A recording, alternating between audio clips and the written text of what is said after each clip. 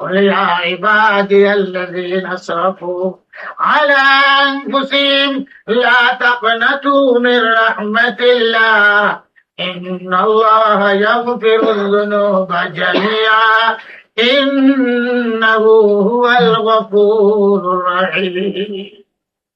তাফসীরের কিতাবে এই আয়াতের ঘটনাগুলির মধ্যে এই ঘটনাও লেখছে, এই ঘটনাও লেখছে। আল্লাহ তাআলা বলে দিলেন, ও আমার বান্দারা যারা জুলুম করছো, অত্যাচার করছো, নাফরমানি করছো, নিরাশ হয়ো না আমার রহমত থেকে, তওবা করো, আমার নাম গফুরুর রহিম, মাফ করতে পারো। আমরা যদি বুঝে হয়ে থাকি আমাদের দ্বারা কিছু হবে না, আমরা আমেরিকাতে আর ওলি হইতে পারবো না, আমাদের ছেলেমেয়ে ওলি হইতে পারবে না। এই নিষ্ঠুর মন, নিরাশ হওয়া কুফরি। আশা এই কথা করতে হইব, আল্লাহর জমিন সবটাই আছে, যে কোনো জায়গায় ওলি হওয়া যায়, যে কোনো জায়গায়। স্পেনে বড় বড় মুহাদ্দিস মুফাসসিরের জন্ম হয়েছে, রাশিয়াতে জন্ম হয়েছে, সাহাবায়ে কেরাম কোন কোন দেশে গেছে, এরপরে তারা দুনিয়া থেকে চলে গেছে। দুনিয়ার কোনায় কোনায় শাহজালাল মজরুদে উনি যাইবেন, সিলেট যে ওলির জন্ম হইব 1000 বছর আগে কেউ জানতো? 1000 বছর আগে হিন্দু ছিল, মুসলমান হয়েছে, শাহজালালের সান্নিধ্য লাভ করেছে, 300 আউলিয়ার মাজার পড়িয়া রয়েছে। এরপরে আবার আল্লাহ তাআলা কত ওলির জন্ম দিয়েছে। এই দেশে তুমি খারাপ, তুমি খারাপই থাকবা, আর তোমার ঘরে ওলির জন্ম হবে না, আলিমের জন্ম হবে না, হাফিজের জন্ম হবে না। কে বলছে তোমাকে? নিরাশ না হইয়া পথ ধরো। আল্লাহ রাব্বুল আলামিন আমাকে তোমাকে ডাকেন, ডাকবার জন্য আল্লাহর গায়েবী আওয়াজ, ডাকবার জন্য আল্লাহর বান্দাদেরকে আল্লাহ পাঠায়। ডাকার জন্য কোন ব্যবস্থা যখন থাকে না, তো আল্লাহ রাব্বুল আলামিন স্বপ্নে মানুষকে দেখায়। ইসলামুল হককে স্বপ্নে দেখায় আল্লাহ মুসলমান পাঠায়। ডক্টর ইসলামুল হক হিন্দুস্তানের আধা ভগবান, সেও মুসলমানের স্বপ্নে দেখা। আল্লাহ যখন মঞ্জুর হবে, হঠাৎ করে দেখবেন পরিবর্তন হয়ে যাবে। বিশ্ব হাফি এরকম ছিল না, আল্লাহ ওলি হয়ে গেল।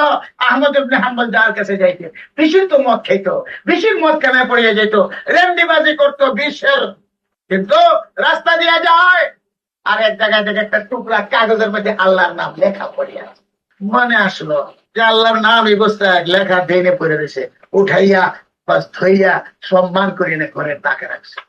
এই যে আল্লাহর নাম সম্মান করলো একটা মদখোর, নেশাখোর, এটা আল্লাহর কাছে পছন্দ লাগিয়ে গেছে।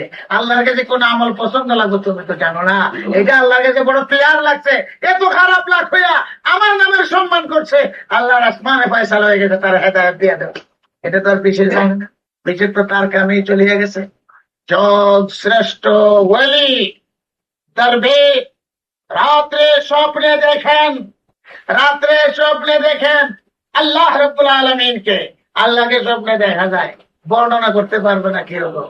বেহেশতে আপনি আল্লাহকে দেখবেন, কিরকম দেখবেন এটা আমি বর্ণনা করতে পারবো না, কিন্তু আল্লাহ তাআলাকে দেখবেন। হুজুর বলেছেন 14 তারিখের চন্দ্রের মতো দেখবা। বিশ্লেষণ সবটা দেওয়া যায় না, স্বপ্ন দেখনাওয়ালা বুঝতে পারে যে আল্লাহকে আমি স্বপ্নে দেখছি। ইমাম আহমদ ইবনে হাম্বল 100 বার স্বপ্নে দেখছে। আমাদের ইমাম আবু হানিফা আল্লাহ রাব্বুল আলামিনকে স্বপ্নে দেখতেন। স্বপ্নে দেখলে এই তার অনুমান হয় যে আমার পরবর্তীকার আমাকে নিশ্চয় আল্লাহ স্বপ্নে ডেকে বলেন, যাও আমার বিশিরকে যে সংবাদ দেও, আমি তাকে আমার মারিফতের জন্য কবুল করলাম। স্বপ্ন বলতে আমি বিশির পাইতাম কই, হেমন্ত হবে ডাইরে পাইতাম কই, আমি আমি মারিফতের সংবাদ দিতাম। আল্লাহ বলেন আমি কবুল করছি তারে, মারিফতের জন্য তারে সংবাদ দেন। উনি তালাশ করতে করতে মানুষকে জিজ্ঞাসা করেন, আর মানুষে আরো খারাপ মনে করে এই বেটা ফরেজ গান আল্লাহর বলি ধরবে বিশিরের মতো খারাপ গুন্ডা আর বদমাই আর রেন্দিবাজ আর মদখুরকে কেন তালাশ করে? উনি বলেন আমার কাজ আছে, আমার যারা খারাপ মনে, এটা খারাপ লোকের তালাশ করলে খারাপ মনে করবে না। তার এখানে কি কাম হুজুরের? এরা খারাপ লোকের সাথে কি কাম তো উনি জানেন। তালাশ করতে ওই যা দেখেন মদ খাইয়া মাথার কাপড় নাই, মদ খুররা কিরকম রাস্তাঘাটে বইয়া থাকে নেশা, ওই ম্যাপ পড়িয়া রয়েছে, বুঝ ঠিক নাই, ব্যালেন্স ঠিক নাই, মাথার কাপড় নাই, পাও কাপড় নাই, পাগলের মত যাইয়া এই বুজুর্গ সুজা শরাব খানায় যাইয়া ঢুকছে।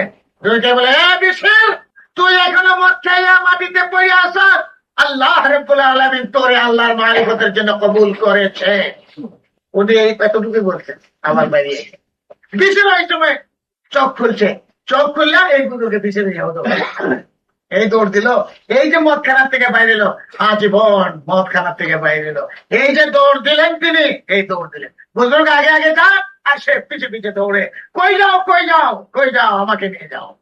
পিছির বলে ইমাম আহমদ ইবনে হাম্বল জিজ্ঞাসা করে, বিশির তোমার মাথায় টুপি নাই, পায়ে জুতা নাই, মোজা নাই, কাপড় নাই শরীরে, হাত ইমানি খালি, পাও খালি, মাথা খালি, উন্মাদের মতো, ব্যাপার কি? বিশের উত্তর দেয়, হুজুর প্রথম দিন যখন আল্লাহর ডাক পাইয়া দৌড় দিছিলাম তখন আমার মাথা খালি ছিল, পাও খালি ছিল, নিয়ত করছি মরণ পর্যন্ত এই অবস্থা দিয়ে দেখতাম। পয়লা দিন যখন আল্লাহর রাস্তায় দৌড় দিলাম ডাক পাইয়া, তখন তো মাথার টুপি আসিল না, কাপড় আসিল না, পায়ে জুতা আসিল না, মোজা আসিল না। তো এই অবস্থায় দৌড় দিছি, এই অবস্থায় কবরও যেতাম। এই জন্য কাপড় চোপড় কোন মাদের মতো থাকতো। আল্লাহর মারিফতের সাগর আহমদ ইবনে হাম্বল মধ্যে মধ্যে যাইতেন বিশরে হাফিজের কাছে। তো লোকজন জিজ্ঞাসা করতো, আপনি এত বড় মুজাহিদ, এত বড় ইমাম, এত বড় মুহাদ্দিস, বিশরের কাছে কেন যান? তো ইমাম আহমদ ইবনে হাম্বল বলতেন, আমি মুহাদ্দিস, আমি মুজাহিদ, আমি সবকিছু মানুষে বলে মুফাসসির, ইমাম, কিন্তু আমার ইলমের মধ্যে নূর হাসিল করার জন্য তার কাছে যাই। কিছু সময় বসলে আমার ইলমের মধ্যে আমি নূর পাই। ঠিক এইভাবে ইমাম আবু হানিফা রাহমাতুল্লাহ আলাইহির সময় ছিল বলকের বাচ্চা ইব্রাহিম আদম।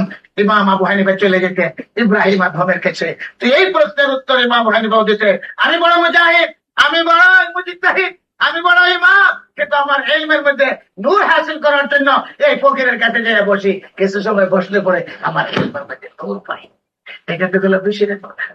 আল্লাহ তাআলা যখন চায় তো মত খুরকেও আল্লাহ তাআলা ওলির দপ্তরে তারা দাও।